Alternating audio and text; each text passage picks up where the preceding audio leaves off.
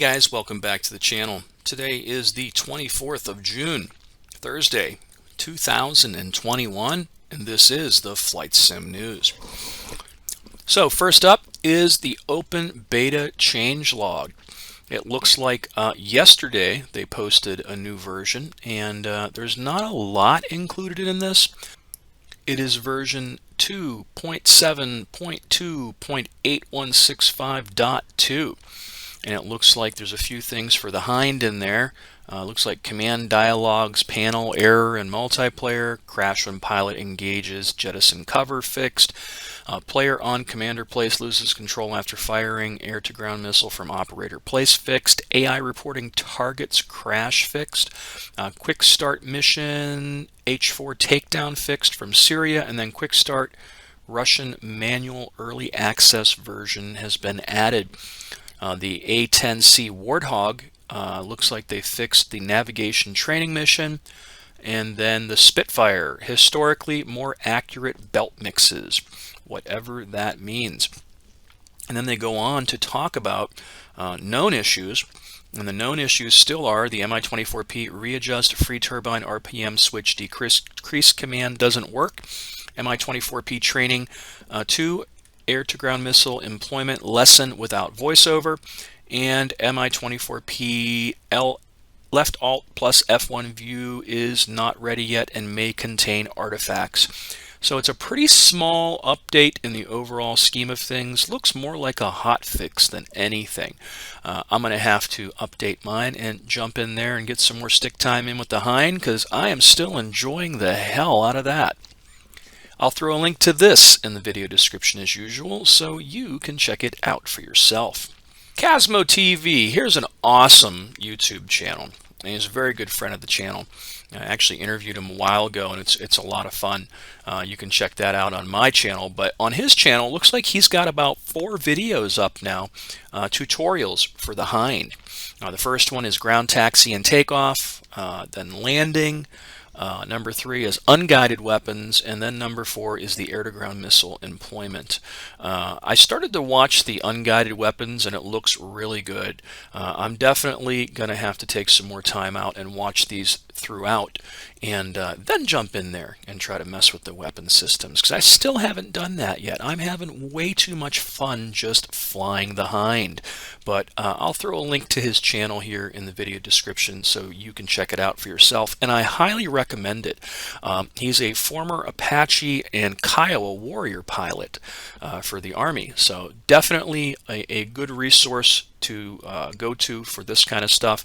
And so far, from what I've seen, really enjoying what he's doing with the Hind and his tutorial series. So you guys probably will as well. All right, the summer sale 2021 is on for IL-2 Stormovik Great Battles series. Actually, I think it includes Flying Circus, Desert Wings Tobruk, and even Rise of Flight stuff. So looks like at the moment it says the Steam and website sale runs until 10 p.m. on July 8th. A couple of the new vehicles that are coming out are 25% off. Tank Crew is 50% off. Battle of Stalingrad, all of the editions are 85% off, which is the basic and then the premium that comes with the premium planes. Battle of Moscow, 75. Battle of Kuban, 75. Battle of Baden-Platte, 66% off. I've got to admit, this is really my favorite one out of all of the Great Battles series stuff thus far, and you got to get the Battle of Baden-Platte. That is probably the best Great Battles series yet, although Normandy's coming out, and I can't wait to get that as well. Flying Circus Volume 1 is 66% off, which is a fantastic deal. If you love, toothpicks and canvas with engines and guns, it's great fun. It really is. The World War I stuff is great fun. Cliffs of Dover Blitz is 35% off. Desert Wings Tobruk is 20% off. And then all Rise of Flight content is 75% off. I really enjoy Desert Wings Tobruk. And I look forward to the fact that they said they're going to add this True Sky stuff, and then they're working on VR support. My only complaint about Desert Wings Tobruk is the fact that it's very expensive in the overall scheme of things. In their defense, I can say on the flip side, it really does have a lot of content. There's a lot of planes and a lot of content in there. So if you're into that kind of thing, it is great fun, and it does include a campaign in an area that you just don't see in most flight sims. And I don't think we've really had like that Africa campaign and too many other ones over the years either. So it is great fun, but I do wish they would put it on a little bit more than 20% off. If they would ever hit 50% off, I think that, their sales would skyrocket. But it is newer. It is the newest, product out there under the IL-2 Stormvic banner, even though it does utilize the Cliffs of Dover engine. And you do require Cliffs of Dover to get into it. So that adds a little bit of cost to it. But again, it's great fun. So scrolling on down, we'll see collector's planes are also on sale. Most of them are 50% off. Some of the earlier ones are as much as 85% off, which is really a fantastic deal. I love that MC202, the Mach-E, that little Italian plane. The P40 is 85% off. What else is on here? Most of the other ones jump down to 75 and then 66. The P38J is a must, but you know what? You really have to just buy Battle of Bodenplatte Premium Edition, and you'll get that with it. So keep in mind, all these collector's planes are the planes that usually come with the collector's or premium edition of any of those products. So you can either buy them separately if you bought the regular version, or you can get them with the premium version of the product. But if you haven't got them, this is probably the cheapest way to get your hands on them, especially when they have these sales like this. And then they go on to say, most of the campaigns are 50% off. Some are as much as 75% off. So like the Ice Ring scripted campaign and Hellhawks Over the Bulge scripted campaign are the two of the newer ones. They're only 50% off, but the rest of them are 75% off. And again, great time to get these. These are great prices. Then they go on to talk about how 4602 was on target. Man, I've been meaning to jump in there, and I haven't. I really want to jump in and fly the Typhoon, and I haven't done it yet. And the only way you can get that is if you pre-order the Battle of Normandy. So I've been meaning to jump in there and give that a shot, and I'm going to have to soon. Plus, the new Fokker is out as well, which is from Flying Circus Volume 2. And if you pre-ordered that, you can fly it as well. Then they go on to end it with a good pilot is an informed pilot. Stay informed by reading our ever-growing amount of developer diaries, which showcase our hard work and that of our partners. 2021 is a busy year for us, just like last year. We never stopped working hard for you, and then there's a ton of really great images to be had.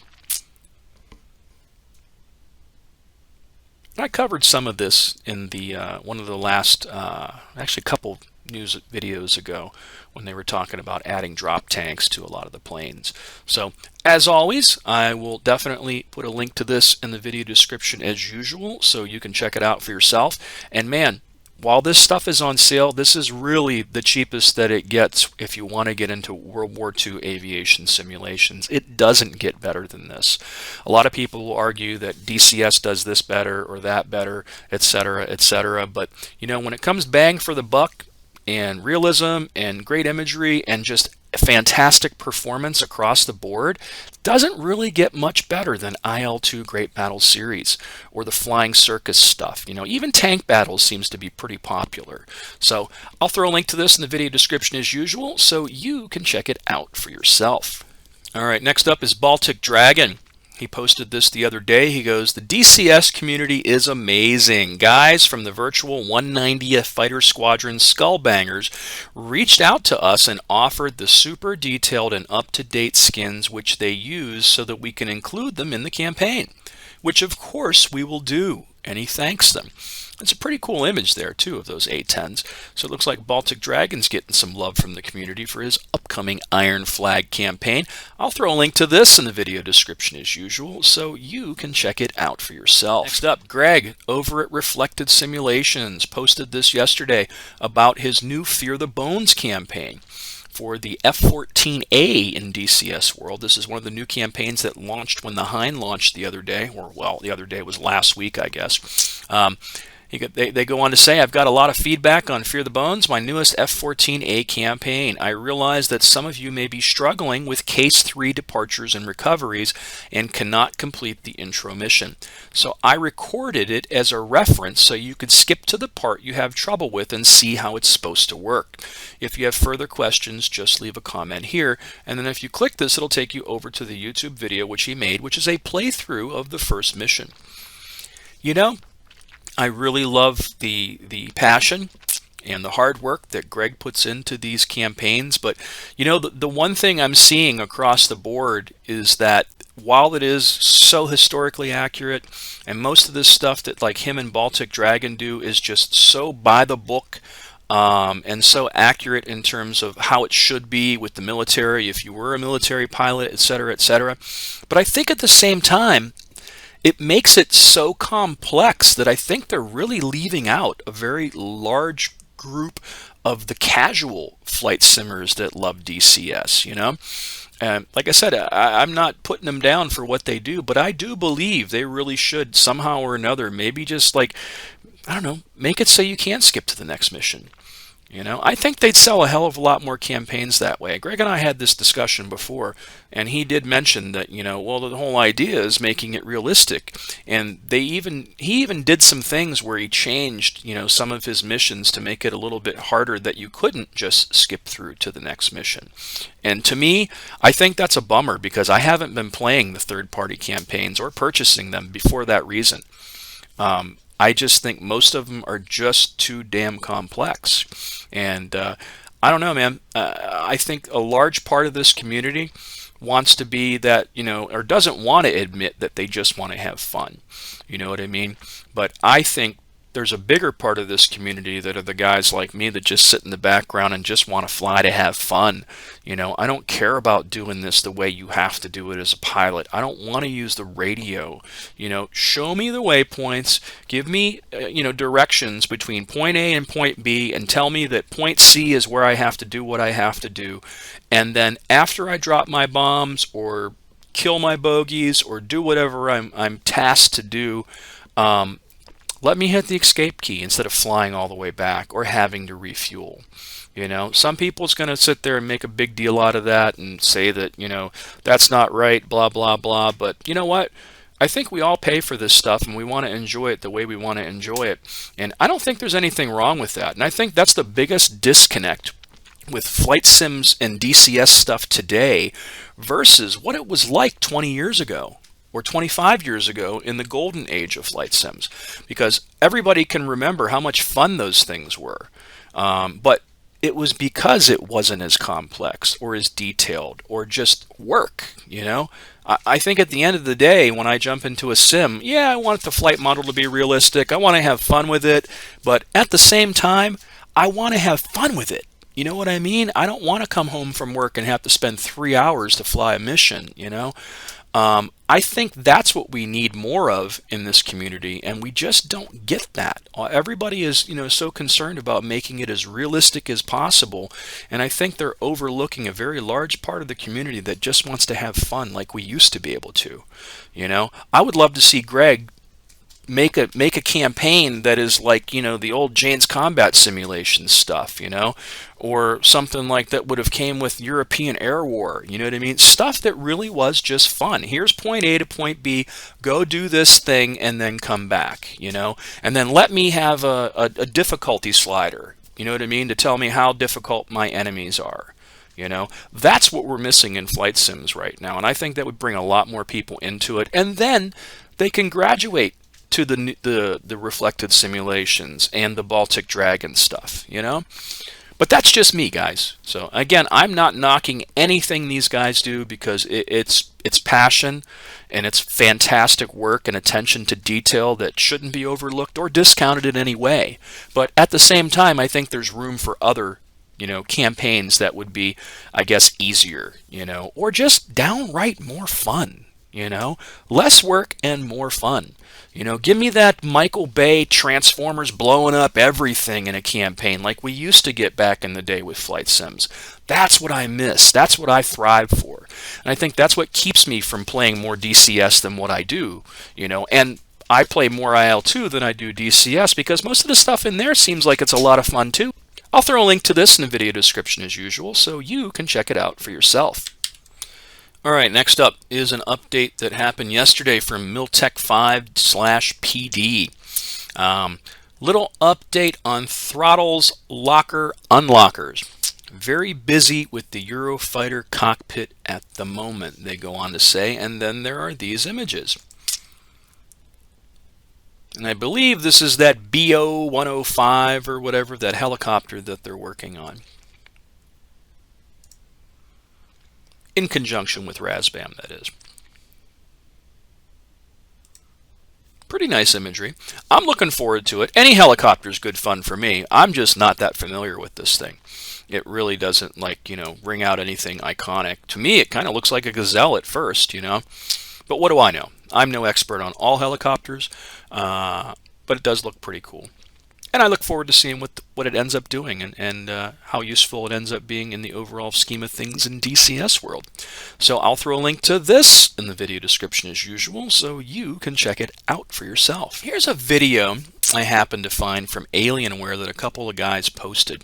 I thought it might be kind of helpful. It's about 7 minutes long, and it goes on to explain to you how to optimize your Nvidia control panel for gaming and performance. It's about 7 minutes long in its entirety. I'm not going to run it because, you know, it would be pointless to run 2 seconds of it and then, you know, let you have to watch the rest of it anyway. I'm just going to throw a link to this in the video description so you can check it out. But definitely check it out. It might help you guys squeeze a little bit more performance out of your GPU because, you know, I know that not everybody, me included, can afford to go out and get a new GPU right now. I'm stuck with my 2080 Super. You know, I'd love to get a 3080, but you know what? For the most part, my 2080 Super runs DCS just fine on my super ultra-wide monitor with Track IR. It's just VR where it seems to be kind of a pig, you know, but that's DCS code in general when it comes to VR. But again, thanks for watching. Please subscribe. Feel free to hit that like button. And I'm off to jump back into the Hind some more and do some more flying. So until next time, guys.